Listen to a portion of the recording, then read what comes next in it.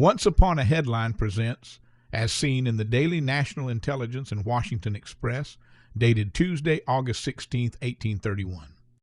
We had the honor of an interview with a young lady of this family a few days since in Boston.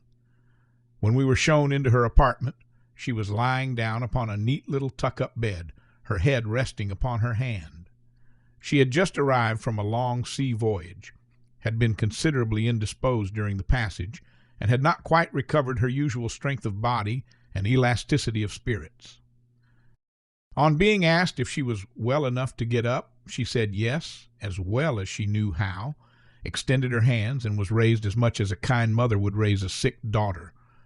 She was already dressed for morning calls, but had taken off her cap to lie down.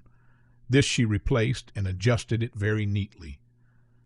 A shawl being handed to her, she put it on and folded it upon her, as gracefully as one of the fashionable Broadway belles could have done it.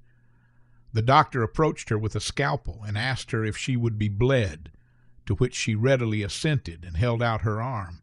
But after feeling of her pulse, the leech told her that her fever had abated, and there was no further need of phlebotomy.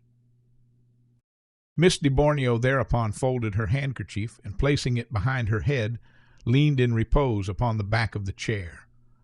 The age of this damsel is less than a year, but she looked as old as Elspeth in Antiquary. Her height is about 2.5 feet, and her hands and feet very closely resemble those of the human family. Indeed, to speak soberly, as the foregoing is really a true relation, the resemblance of the animal to our own species, humiliating as the admission may seem, was painfully striking. That concludes this episode of Once Upon a Headline, where history whispers to us from behind the ink.